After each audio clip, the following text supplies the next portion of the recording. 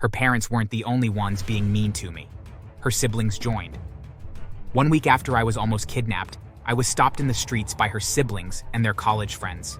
They took me to a quiet place and rained every vile racist word they could think of on me. They also made me dance like a monkey while throwing apples at me. To add salt to the injury, they made videos of me dancing. I kept quiet about it and returned home heartbroken. 2 days later, I was in my house when 2 men suddenly burst in and began beating me up until I was almost unconscious before they left. Almost immediately, a call came in from Anna's father. However, it was his wife who spoke to me. Hi, my name is Vincent, and I'm a Ugandan. I grew up in the States with my family members, and we're all dark-skinned. I faced racism while growing up, but I never expected I'd also face it in marriage. Anna is a white girl I met in my final year of college. The first day we spoke was when she comforted me after my college friends refused me to eat with them any longer because they didn't like how they were often mocked by others for having a black friend.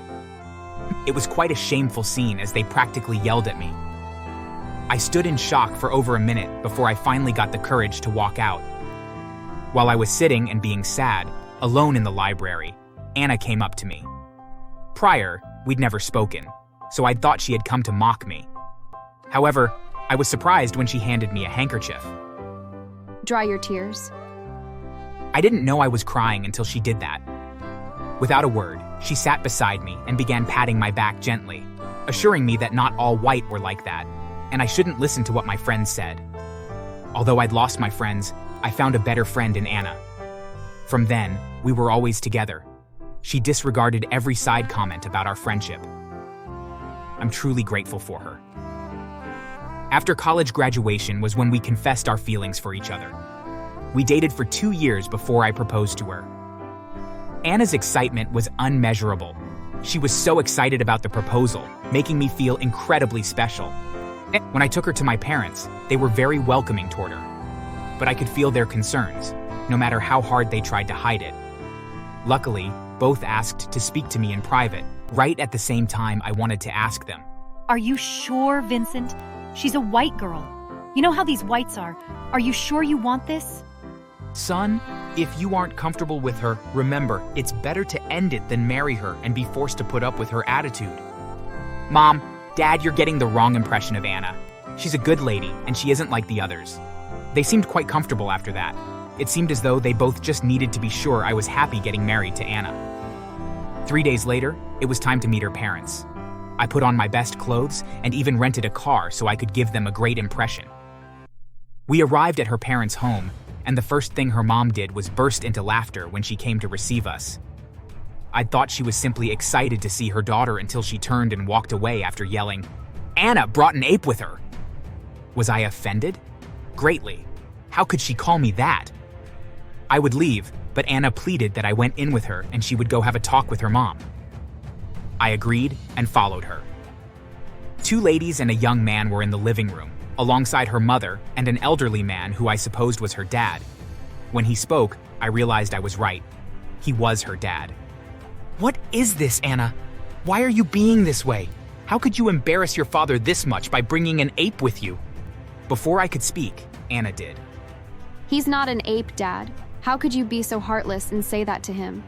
He's human too, okay? I'm sure you aren't blind and can see that clearly. Are you crazy, Anna? How dare you talk back to your father because of this black man? Oh, you recognize his gender now? Well, guess what? I'm getting married to this black man who you both call an ape. What? Yes, he proposed to me, and I'm marrying him. He takes care of me so much and does everything within his power to make me happy. How could you make him feel so bad about himself just because he's black, huh? All the while, I remained rooted to my spot, my eyes glued to the floor. I was proud of Anna for standing up for me, but I also felt bad that she had to fight with her family over me. To be honest with you, Anna, it's weird that you're marrying a black man. I mean, why on earth should that even happen? Because we're both humans. I'm not going to force you all to accept it, but know whose loss it's going to be when people get to know that none of you attended my wedding. I'll be away, having fun with my husband, while you all would be here, facing the side talks. With that, she grabbed my hand and stormed out of her parents' house. She apologized to me after we got home.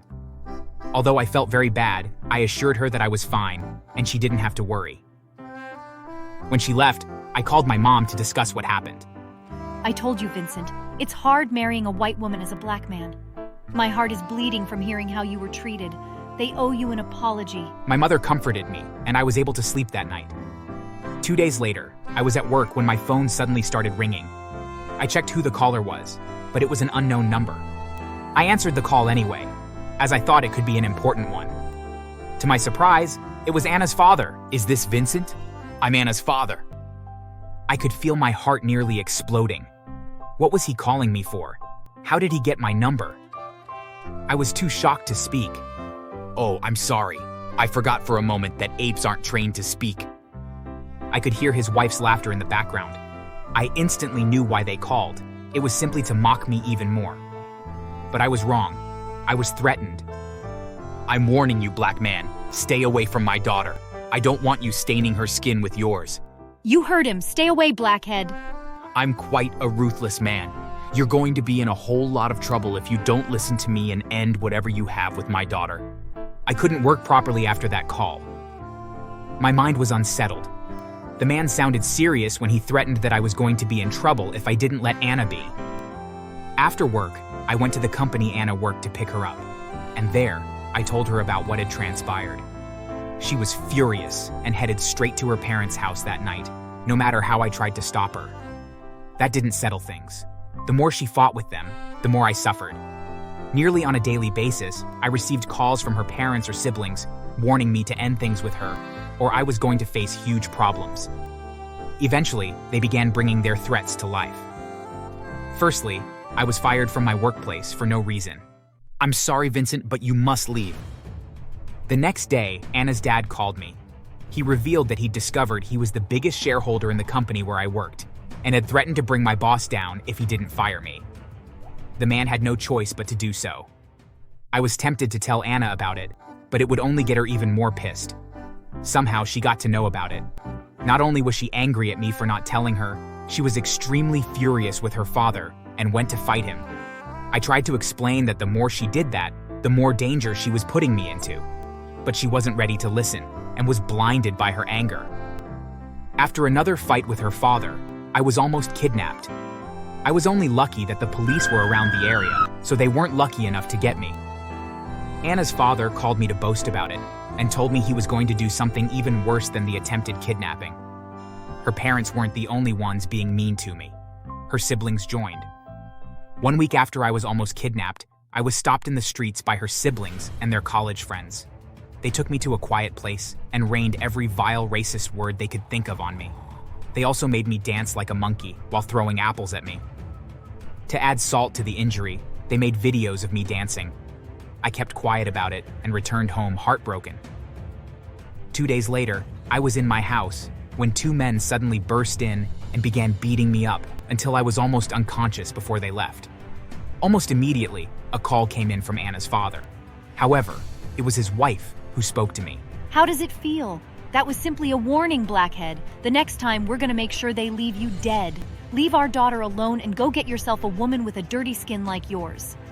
I kept quiet about it. When Anna came over to check on me, I warned her to not go to her parents. This time, she agreed, finally understanding the danger she always put me in whenever she did. She ensured I was treated properly, and afterward, we both went to report at the station. After reporting them, they were invited to the station. We thought they'd be arrested, but I ended up being the one who got arrested. "How dare you try to marry a white woman? You'll know your place after spending months in jail." These apes can be hilarious. I was taken into the cell where Anna's parents ensured I was severely tortured. Eventually, after 2 weeks, Anna was able to bail me out. However, I wasn't ready to give up. I contacted a great lawyer Anna recommended and filed a case against her parents. Luckily, he was against racism, even though he was white. What her parents didn't know was that I had recordings of every conversation we had over the phone. Those and the pictures of my wounds after the men beat me up were enough to file a case. We got the cops involved, but not the same as the previous ones. The universe was on my side. they were also against racism. I was able to bring them to court alongside the police officers, the men who beat me up, and the ones who tried to kidnap me. The officers had managed to find them, and they'd confessed to being sent by Anna's parents. With the evidences presented, they were all found guilty. Her parents, racism, attempted murder, attempted kidnapping, psychological and physical abuse. The officers were guilty of not doing their jobs properly and arresting an innocent citizen wrongly. The other guys were charged for attempted kidnapping and attempted murder. Anna's parents got 30 years imprisonment each. The officers were removed from office and give 5 years each. The guys who tried to kidnap me were given 20 years each, as it was revealed that they were actively involved in kidnapping and human trafficking. The guys who beat me up had 10 years too, as they were also discovered to be involved in a whole lot of other crimes. Anna and I left the court satisfied. As for her siblings, Anna abandoned them to take care of themselves all alone after we made them delete the videos they took of me. We also made sure their friends did the same. They were still teenagers, but also racist.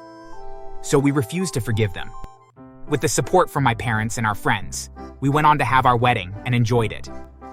Her siblings came to the church to ask forgiveness, just before Anna arrived, but I chased them off and warned them to never show their face to us again, or they'd have to face our wrath. That was the last time they showed their faces to us. It's been 5 years now, and Anna and I have had 2 children. One who's dark-skinned and another who's light-skinned. We've vowed to protect them from racists.